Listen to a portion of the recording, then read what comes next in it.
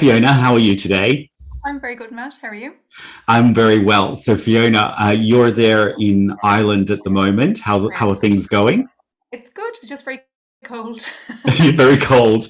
Yes, it is. It's turning that way in Barcelona at the moment. So, just for the people that are interested in tuning in to finding out a little bit more about purpose. Yes, and we're going to talk about purpose in many ways. Maybe like we see purpose as things that are very physical, like our job or being a mother or a family member. But there's this kind of other purpose that we're kind of both interested in, and that we probably feel as though from very different perspectives and sometimes very similar perspectives, we can have an investigation into what this kind of purpose is. Yes, what is this purpose that we're all looking for, that it kind of eludes us from? Well, Is it seeking. out there? Do I have one? Or am I just in the world randomly? So these are the types of things we're going to discuss today. And just to give you a little bit of note about Fiona, because she's very interesting. So, we don't normally do bios. Thank you. But you're interesting, so that's really good. So passionate about the area, that's good.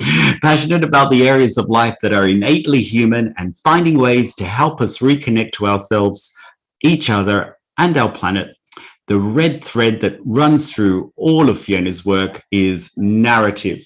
She is particularly drawn to challenging existing narratives and paradigms in life, work, and society, and recognized as a contemporary thinker across areas such as leadership and meaning.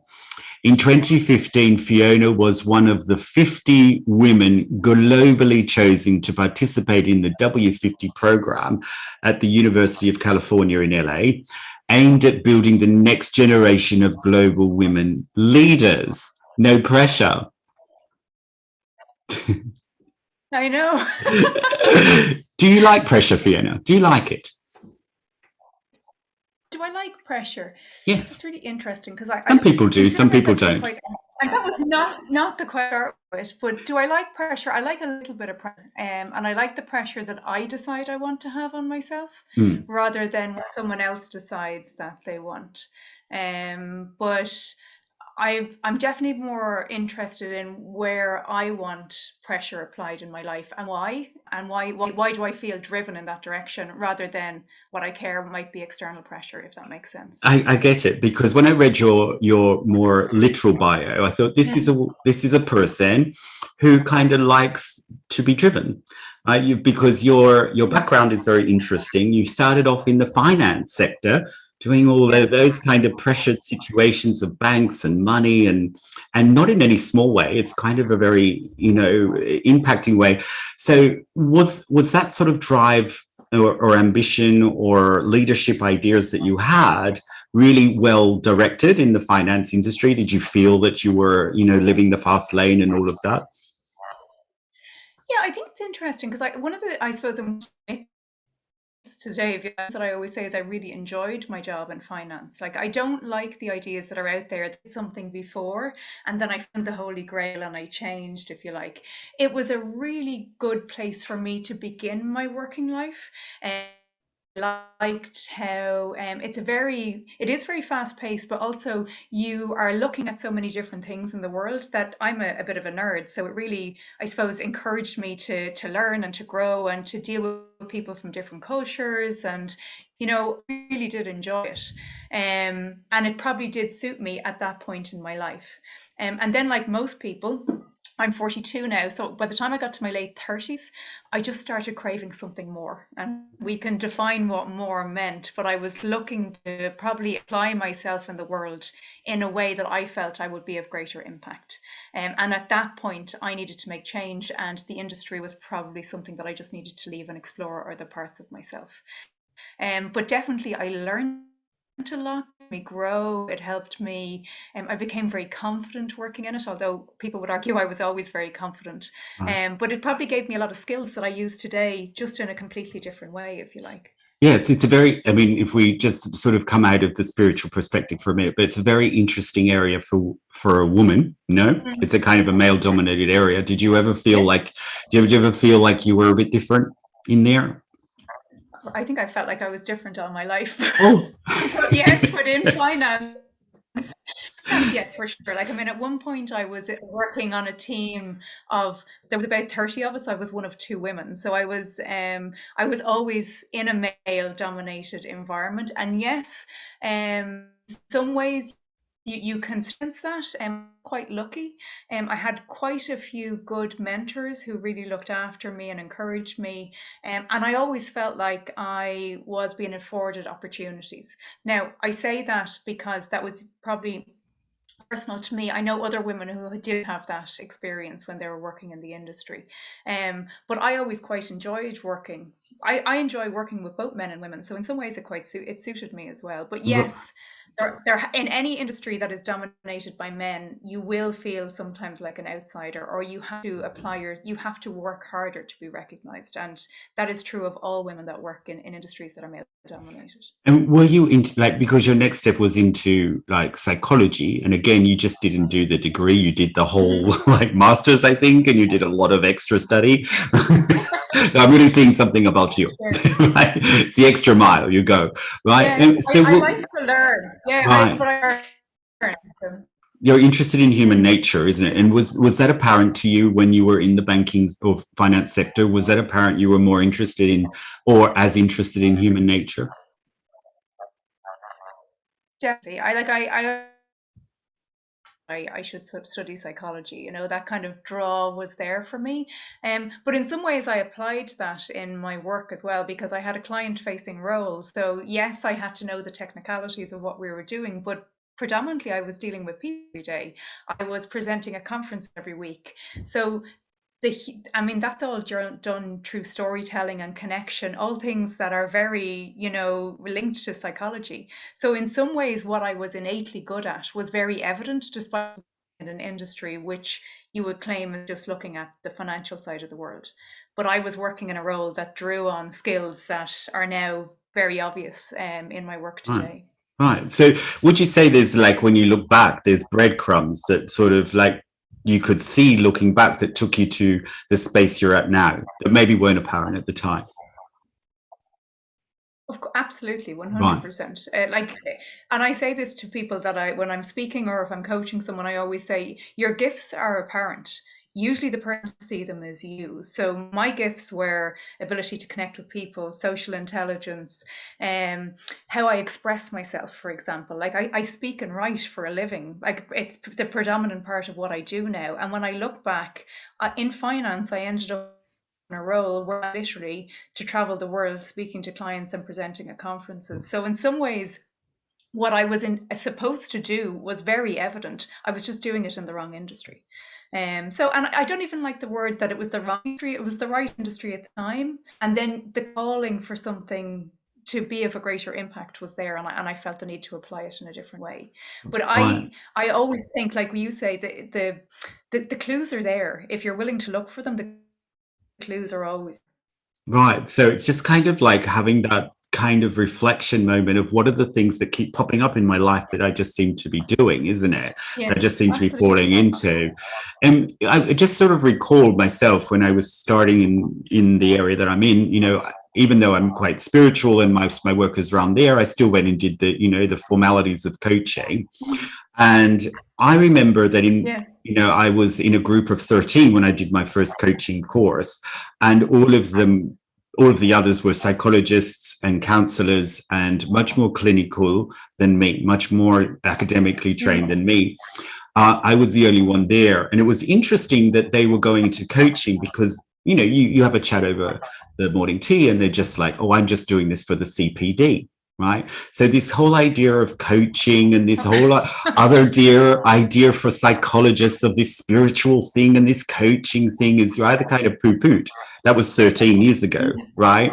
I don't know if you still experience it now, but what I find is that So I listen. psychology is kind of moving to a much more holistic way, much more similar to yourself. Would you say that the industry or the sector is kind of looking at different areas rather than just the mind and the models and the clinical aspect? Definitely. So Mm. there has been a history in psychology to lean away from the spiritual, Mm. and I think it was a case of trying to I suppose carve out, and be seen as science. So they have leaned away from what they consider to be more esoteric, which, to be honest, is denying part of the human experience. I mean, it's a very natural thing for humans to be spiritual. What we're starting to see now is an acknowledgement of we're not just our mind, you know, that like process is consciousness, but there's nowhere that says the consciousness only sits in the brain. So definitely there is a greater acknowledgement within psychology and coaching that acknowledging the spiritual part of a human being is fundamental if we want to express all of who they are. But there's still resistance. Even when I Yes. did my own research around spirituality, people I was studying with, people in the industry, were kind of like, lean as if to say, oh, that's a bit woo-woo. So there is this kind of tension, but I think that that's driven by society, where we, it's almost like people say to me, oh, spirituality is very woo-woo, and I'm like, who says who? Like, that is for me driven one particular narrative that tries to say, spirituality is weird or spirituality is this. But people have been worshipping and studying and learning spirituality and philosophy since the dawn. So it's only in the last 200 years, as science and hard science has become more to the fore, that we've decided that spirituality is less. So I suppose part of my work is that I'm always questioning that. Who said it's different? Who said that it's not? It's not reality, or that it's not rational. I would argue that to deny the spiritual part of yourself is completely irrational. That your spirit is deeply part of who you are, and to deny that is to deny part of yourself. So that was a long answer to, do I think that? Yes, I think that the tide is moving towards it, but there's still a lot of resistance around it, and it's something that I challenge a lot when I do my own speaking. Yes, it's. I've noticed that in the way that you approach things is very different to a traditional psychologist, or the ones that are Sure. following just the work that it's been laid out in front of them, which is very interesting to me, and that's why I reached out to you to do this podcast, because you are someone who has a quite a clinical background in terms of finance, which is very modular, very systemic, very follow these formulas, and also psychology is very follow these formulas. But then you are always interested in something beyond that, and so that's why I wanted to reach out, because you're really kind of trying to move things in a very different direction about how we perceive our human existence. So one of the things I do when I'm doing a workshop or something is I ask people to write down, what do you want to see more of in your life? It's the first question I ask, and I don't speak until I've done that activity. No one writes home, car, money, job title, finance, not even mental health. They write love, kindness, peace, balance, freedom, which is spiritual, because you can't see it, right? It's intangible. Yes. You can't box it. You can't buy it at Marks and Spencer's, right? You can't box it or analyze it or understand it or come to any kind of purchase. You can't do any mental comprehension of it, but you experience it, right? You know what it is for you. Now, your fun, my fun might be different, right? But we know fun, right? But we can't actually make it a tangible, boxy thing, right? So this is where every question that you ask a person about what they want to see more of or what's important to them is actually energetic, right? It's an energy that we experience. So with your ideas of purpose so far, and in all your studies and all your experiences and all of those sorts of things, what have you found that, before we get into what purpose is, what have you found that are the myths out there from people about what purpose is? Can you debunk some of the myths, and can you tell us what people think it is but it actually isn't? So what is it not, first? Sure. So the first thing I'd say, and you've touched on this, is purpose is not formulaic, you know. So this is where often, like a lot of the psychological, taglines or stuff that you see in social media will not serve you. Purpose is an individual phenomenon that will come out of you. So it has definitely being reframed in the world as something that we do or we buy or that we produce. But purpose is about, who you are rather than any of the things. So a lot of the problems that people have is, I'm searching for more purpose because become bored in my job. I'm searching for more purpose because of X, Y, and Z. But they're looking for a quick fix, change their job and hope that will give them the sense of purpose that they're looking for. But all of those are very surface level conversations. As you said, the center of purpose sits in to accept the spiritual. Meaning and purpose are highly linked to spirituality because they're how we make sense of our life. We tell ourselves about our life, the understanding that, there's something within us to be expressed. But when we have been sold that it is something that we do, we think that it is only derived from our jobs. And that leads burnout, dissatisfaction, it drowns the human spirit because we just keep working and looking for this sense of purpose that we don't have. And the other thing that I think that drives me absolutely crazy about all of the stuff on social media around purpose is the idea that it's easy. That purpose is, find your purpose or be your passion, or that it's all pixies and rainbows.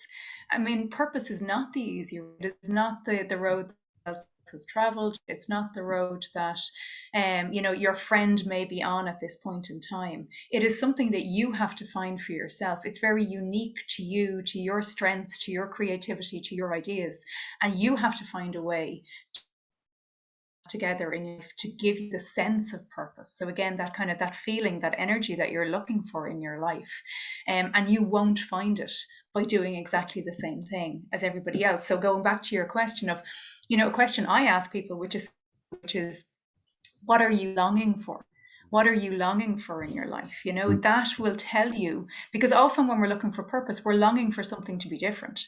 So that is, for me, is a better route to purpose. And there, I suppose, to start with, what is purpose not? It is not your job, a sense of purpose may be derived from your job, but it is absolutely not your job. So I think that we're so convinced in the 21st century that purpose is, an outcome. It's something that we do. It's something we produce. It's a career that we have. And it's just not bringing anybody the sense of fulfillment that they're looking for. So for a long time, I was reluctant to speak about purpose when I was interviewed because I think it's very overused. Everybody's talking about finding their purpose, and I find that really boring, to be honest, really formulaic, where I think that we have to be, if we really want a life of purpose, if we really want to contribute in a better way, we have to be willing to be different, and we have to be willing to be ourselves. And they're all things that scare us. So therefore that, we look for a quicker, easier path to purpose, and that we often don't find it. Yes, So I suppose they're all the things that I feel it's not, Yes, I agree. Like it's with the job, and also that other point you're making about, it's got to flow, right? It's got to be easy, and that is not what purpose is about, right? It's because otherwise you're just staying where you are. You're just staying comfortable, and you just stay. Flow and ease is decoding those two words. Is I just want things to be my way. Right. So that is not really right. If you really tap down to what they're saying, and that's not dealing with reality very well, because we can't have that, right? And until we really understand what our way is, right? Because we think that our way is just controlling the outside world and making ourselves very secure and comfortable. And I think that's where people get a little bit lost about purpose, is they're looking for everything to move into secure and comfortable. Which brings me to your great point that exactly what purpose is completely the opposite, because if we're secure and comfortable, we're actually just repeating the same things. Even psychology, right? You say doing the same things over and over gets the same result, right? So really purpose is not maintaining the same, right? It has to be something inside you that is out of your box, yes, as what you would call disruptive. Right. This is what I loved and what grabbed me about, your Insta story the other day. And what is your Instagram, Fiona? So people can follow you. What is your Instagram? It's just Fiona English. Right. So follow Fiona there, because very easy. she's starting a conversation about purpose and disruption. But just to get us on the flavor of what you're finding about what purpose really is, and about this idea of disruption and being disruptive, which I just love because it just sounds so thermocombustive. Right? Sounds so creative and so explosive, and sounds like something that is coming outside you like a creator. So can you tell me what it is that you're finding and you're experiencing of purpose, and why is this being disruptive so important to that? So I suppose the first thing I'd say is purpose is about, for me, and I suppose the research I've done and how I've lived this in my own life, purpose is about who you are, not what you. So for me, the first step is, are you willing to get to know yourself on a very deep level? And that is scary, let's face it, because we all have parts of ourselves that we haven't expressed. We don't want to go there. To acknowledge that is to acknowledge. And we tend to lean away from personal growth rather than into it. So, but to really, for me, purpose and self-actualization, which was Maslow's idea of how do you reach your greatest potential, are exactly the same thing. There is a person that you are to become. There is something that a person you are destined to be, and to express all of yourself in the world, all the parts of you, like, a flower, all the petals that want to bloom. To do all of that requires that you are willing to access those parts of yourself and bring them out into the world. So if I was to define purpose, I would say, how in this life will you express all of who you are supposed to be? How will you allow all of that to come true? And yes, some of it may be in your job, some of it may be in how you parent, how you are as a friend, how you are as a lover, all of those things. But it's all it can be, the life that you are destined to lead. So that's what I believe I suppose in a nutshell, is disruptive, is that purpose is not meant to be about the status quo. I'm not supposed to take Matt's life and go, that looks very purposeful, like, I'll roll with that. He looks like he's living a purposeful life, I'll do that.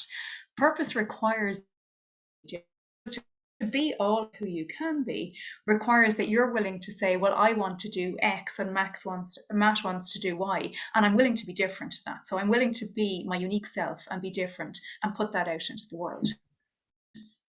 Requires you to do, therefore, is your life as it is today. To say, I am longing for something else. I am longing for greater purpose. I know that there is a person that I am destined to be, and therefore I must be willing to change the person that I am today. And that is what people should from when it comes to purpose, because let's face it, who wants to do that?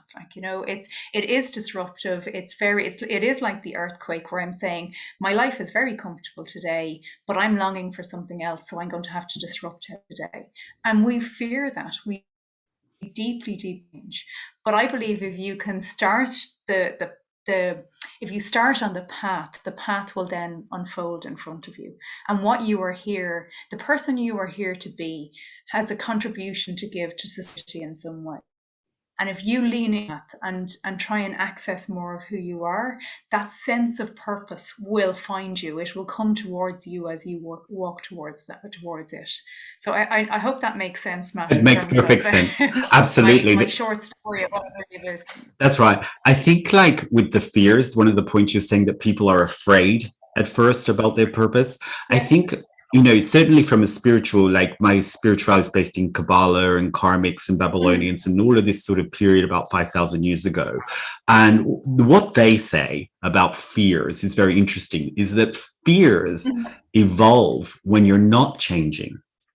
Right? When you build all your walls and you build all your systems and you build all your structures and you build your daily life, that if you keep doing the same thing over and over, you start to evolve fears of anything outside of that. Right? So if the idea of being disruptive and evolving and changing, Fiona's word is fantastic. This disruptive thing is, it doesn't let fear set in the first place. Right? If you're consistently looking at yourself and disrupting, yourself. So, okay, that didn't work when I did that. That is limiting me. Therefore, I've got to change it. Right? The first time you change it, the fears will come up because you've been so set in so many ways that anything outside of that wall, in the next paddock, in the next field that I've got to move to, is very scary for me. But actually, what I find is as people do Mm. the first change, the second change, then they get up to their third and the fourth and they get very excited about it. It's like, what can I do next? What can I Mm. change next? What's my next level? And Exactly. yes, Mm. and it's sort of it's like I draw a metaphor. It's like when you go to the gym, and the first time you go, you're just terrible. The people standing next to you are the most muscular people in the gym, and your balance and your strength. And I go to the gym and I have a trainer, and Mm. and I've been doing that for a while, to purposely move the system of being sitting down in COVID and being locked in and blocked. I'm trying to get out of that, Mhm. right? And the first time, I was shocking. I was awful. You just you want to know what you're doing with your life. How did I get to this point? I'm a disaster. All of that sort of monsters in our mind pop up in our head. But as I go to the gym more and more, I love it. Yeah. I really look forward to it and excited, because we can see a change in our physical body. We can see a physiological change, and so it's easier to identify. But the same thing happens on the spiritual energetic level. The first one is horrible. We're not good at it. We brings up all the monsters in our mind, all the doubts we have. But as we go on and keep doing the change, the evolutions and the disruptions that you speak of, I actually find that people get more and more excited about it. Has and this that so that's one point I wanted to draw on about fears. Have you found the same, Mm. that people actually start to, Yeah. once they overcome one of their first big changes in life, they actually get more excited about change? I suppose I would say both people that I work with through coaching and my own life, once you face your fear, you realize, oh God, I didn't die during that. So, Mm. and it wasn't absolutely terrible. And that we learn that we have a way of processing and working through change. And personally in my life, and I realize if I'm not afraid at least 50% of the time, then I am not living the life that I'm here and destined to live, because I've already become too comfortable again. So there are two things that I think is one, fear can go away. So you learn how to manage your fear in a way that doesn't contract your life rather than expand it. And the second point is around, which I've lost my train of thought now. So in terms of working with your fear, also that purpose and growth are fluid. Right. They're not, again, something else that we're taught is that there's an outcome that we're going to get to a point and we're going to be like, I've achieved my purpose now, like the kind of way I can Yes. sit down and have a glass of wine and it's all Yes. over. And the money That's just not keeps rolling in life. somewhere. Like, That's right. it just keeps on coming in. It's not. That's not what it's like. No. You're constantly moving towards something, which is why I really like the word expression. How am Mm, I expressing my whole self in the world? It's I like love it. a flower doesn't bloom 1 year and say, that's it, I'm done now. It's then I'm moving to the next level. I'm moving to the next sense of purpose that I'm looking for. That I'm constantly expanding my life. And I love, there's a quote from Brené Brown that I like. People say, I Oh, I don't love want to her. change, or Quote oh, her. Bring her in. I I know, love her. fabulous.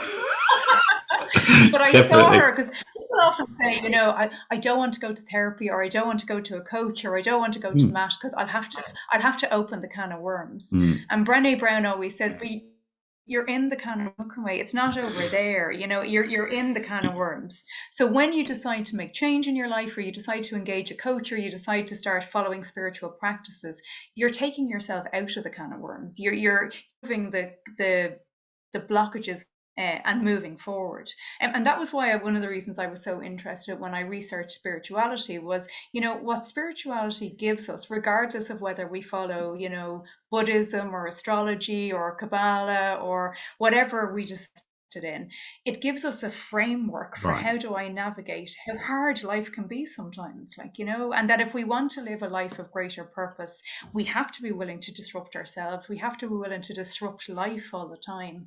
And we need a structure and help to do that. We can't do that on our own.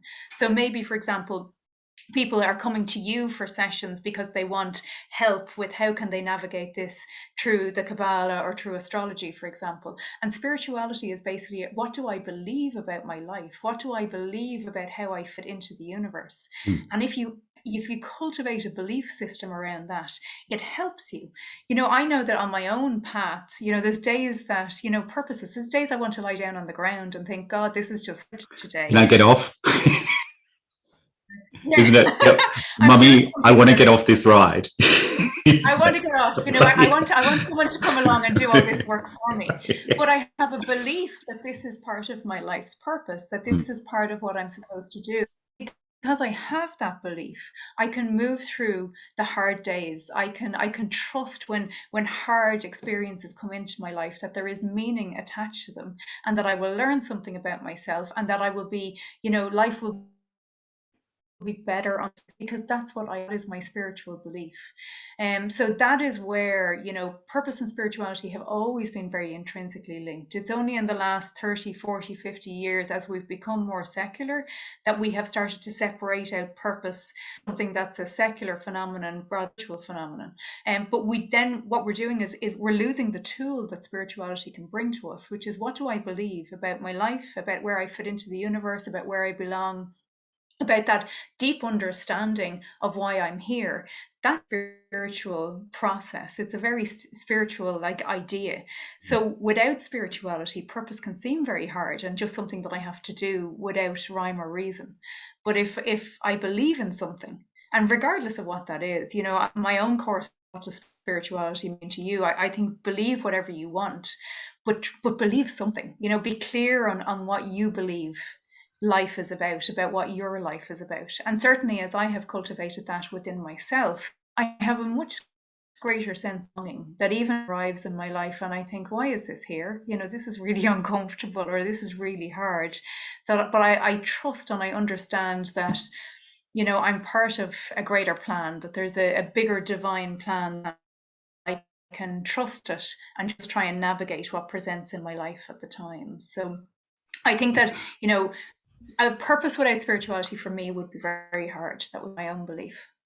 absolutely. And I want to go back to also the answer that you gave before about how purpose is expressed, or I would use the word revealed, right? Hmm. I think there is a connection between the two words that are very Yes. similar, right? Because most people don't think like this. Purpose is something you go around the world, and underneath a rock somewhere in the pole, you find it if you're lucky. Right, you have to have a Yeah. degree of luck, and it has to be this big search thing for something out there that you don't have. Right, so from the basic nature of spirituality, nothing is random, right?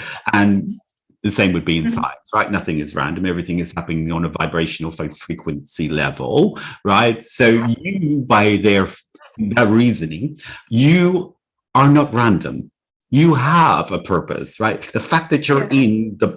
in this Absolutely. reality means Mhm.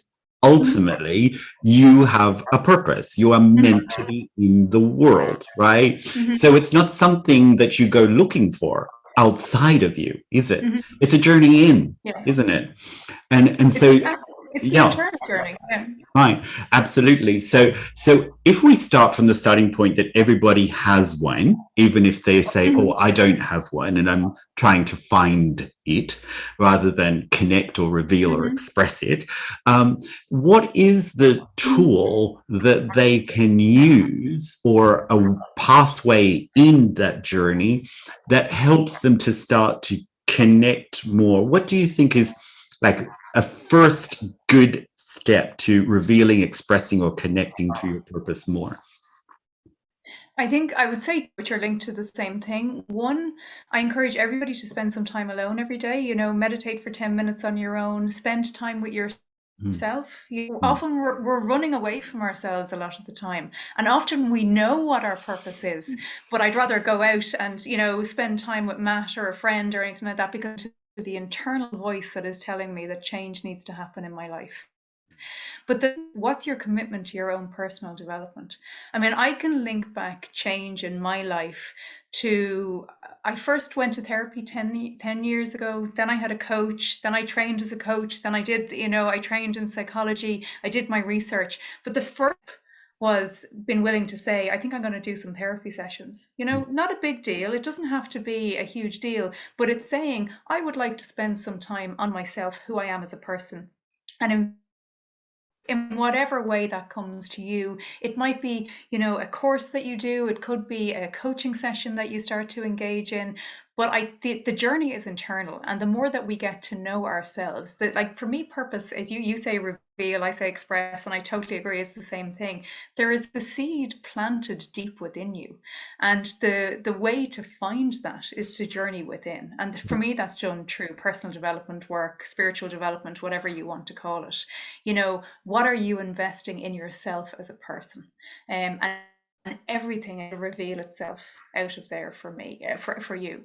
Even my own desire to research and understand spirituality came from me, and getting to know myself better and better, until there was just a point where I can't ignore the fact that I want spirituality in my life in a better way, Mm. and I need to do something about that now. I could only ignore that for so long. So for me, it's always about, how can I work on myself more? How can I invest in myself? How can I nurture myself? Again, using that idea of a seed. If the Mm. seed is there, getting to know myself better helps me to see it more. Nurturing myself more helps it to grow within me.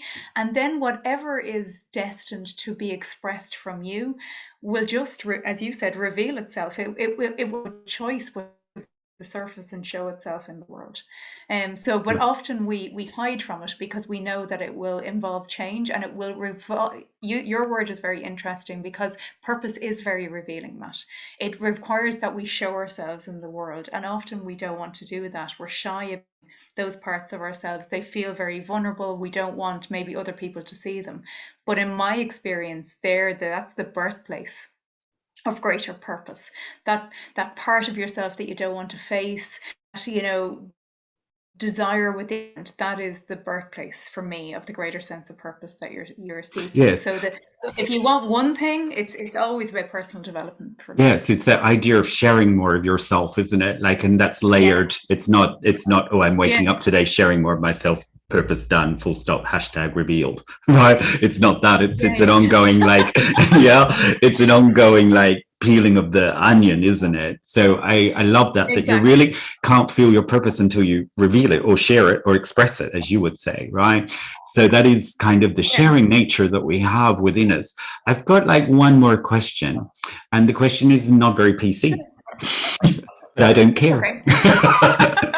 Because I'm Keep not it really, custom. I'm not really a political monster. So, I want to know if you have wondered or researched or ever thought about, why are women more in spirituality than men? That is a really good question, which I haven't researched or looked into. I think that, okay, so there's a couple of things that I think contribute to it, but I wouldn't claim to them to be definitive answers. Sure. I think, first of all, by definition, women feel like they're second-class citizens in a lot of religions, for example. Mm. They can't those religions. So, often they say that, alternative spirituality attracts women, which I would disagree with. I'm like, no, spirituality attracts women. Nobody said it was alternative. Again, this Mm. this use of language that spirituality is alternative, and I'm like, says who? One of the first reasons is that, within religion, women are, in a lot of cases, not allowed to be involved. They're not allowed to be priests, for example. So they have gone and found ways where their spirituality can be a greater part of it. Potentially, second, a lot of spirituality comes in connection to Mother Earth, for example, and nature, which is the female archetype. So there might be a greater Mm. connection for women in terms of those kind of archetypes. And maybe also, if we talk about, maybe some men feel that they can't, Mm. there's a narrative that they can't be spiritual, that they can't be seen as being woo woo, Mm. and that's not acceptable for them to do, because it may, they may be taken very seriously in their work, and if they consider themselves to be spiritual, that it wouldn't necessarily be acceptable Mm. in societal terms. Clearly, that's crazy, but that's reality, Well, so yes, I I don't really meet gay spiritual men on a regular basis.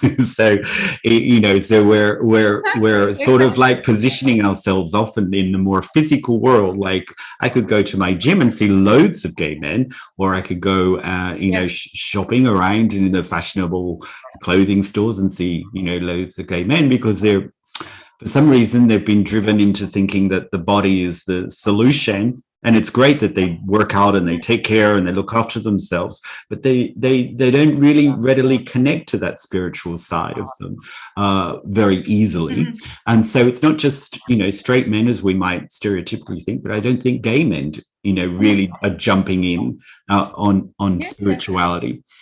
So I think But firstly, there's work there, sorry isn't to there? interrupt you. That's all right. It's very good. I think it's a good conversation. So go ahead.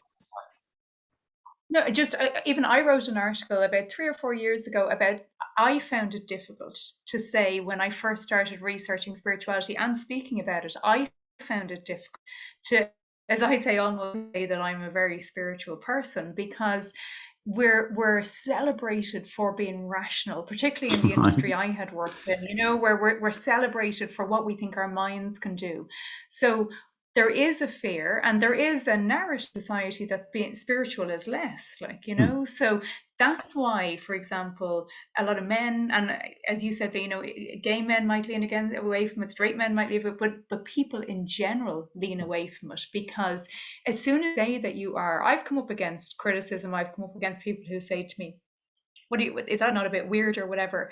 And I've had to get over that. I've had to face that challenge of who I'm willing to be in the world, what I was willing to reveal, what I was willing to share, to be, because it was part of my purpose to do that. Again, it goes back to, like, you know, there is a societal narrative that, like, you know, that has a certain framework around spirituality, which I completely disagree with. I think that, you know, spirituality is inherent in everybody. It just depends on how you tap into it.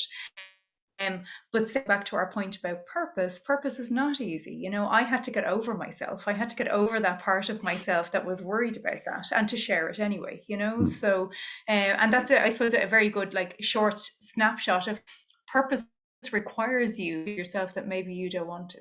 Yes, it's not flow, it's challenge, it's No, disruption, it's isn't it? challenge. That's Absolutely. right. That's Yeah. right. And so it's hard. It's actually harder. You know, we get, as you said, it gets parked in the box of easy and less and, you know, kind of wishy-washy, but actually it's only for the tough.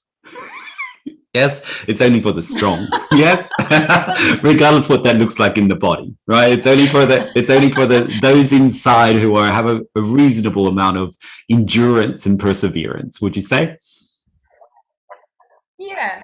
And then I think the other side of that is we all arrive at a crossroads in our life where purpose is calling us. Mm, And we do have the option of not taking the purpose road and we can stay on what yeah. is the same, and it will eat us up inside. It Mm, will eat us up inside that we are not living the life that we want to do. And it's just a very natural phenomenon to reach mid age and to want more. And by more, we don't mean more stuff or more money or anything like that. We mean more purpose.